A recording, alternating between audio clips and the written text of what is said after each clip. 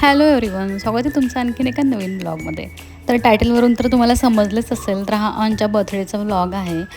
तर म्हटलं आज त्याच्या सगळं आवडीचं करूयात छान छान. तर त्याला उडीद वडे खूप आवडतात, त्यासाठी मी हे रात्रीच त्याची तयारी करून ठेवलेली होती. म्हटलं त्याला सकाळी सरप्राईज द्यावं. त्याला माहीत नाही आहे काय आहे ते नाश्त्याला. त्याला मी म्हटलं तू गॅलरीमध्ये जाऊन बस, मी तुला आणून देते. तर तो जाऊन बसला आहे, माझी वाट बघतो. तर मी अशा प्रकारे वडे बनवले होते चाळणीच्या मदतीने. तर खूप छान असे वडे बनले होते ते मस्तपैकी. खूप छान ट्रिक आहे. तर तुम्ही यांचे रिॲक्शन बघा. त्याला खूप आनंद झाला जेव्हा मी त्याला उडीद वड्याचं ताट दिलं तेव्हा, कारण त्याला खूप आवडतात ते. आणि इकडे माझ्या गॅलरीमध्ये छान अशी मोगऱ्याला फुलं लागलेली आहेत खूप सारी. तर इकडे नाश्ता वगैरे झाल्यानंतर थोडा आराम केला आम्ही आणि त्यानंतर दुपारच्या टायमिंगला इकडे आलो होतो घराचं काम बघण्यासाठी. तर घराचं काम ही ऑलमोस्ट झालेलं आहे सगळं.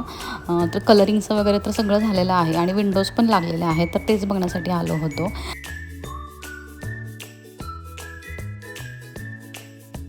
लवकरच आम्ही इकडे नवीन घरामध्ये शिफ्ट होणार आहोत.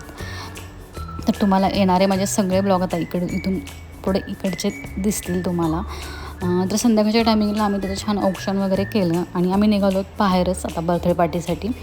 कारण त्याचे जे फ्रेंड आहेत ना आता झालेले, तर ते गावी गेलेले होते आणि अजून जास्त काही ओळखी झालेल्या नाही आहेत आमच्या इथे. म्हटलं मग आपण बाहेरच जाऊयात आणि बाहेरच केक कटिंग वगैरे पण करूयात. तर इकडे आलो होतो आम्ही मांडवी बीचवरती.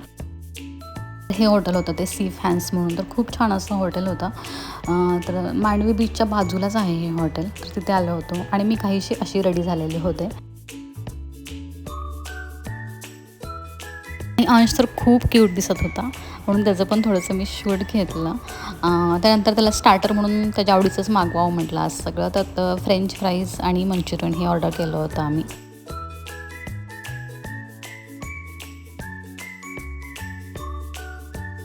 त्यानंतर जेवणासाठी आम्ही चिकन आणि तंदूर रोटी, तंदूर नान वगैरे ह्या गोष्टी ऑर्डर केलेल्या होत्या. जेवण वगैरे झाल्यानंतर छान त्याचा बर्थडे सेलिब्रेशन केला. केक वगैरे कटिंग केलं. तरी ते त्याच्या आवडीचाच चॉकलेट केक मागवला होता आम्ही. त्यानंतर केक कट करून इथल्या सगळ्या लोकांना आम्ही सर्व केला.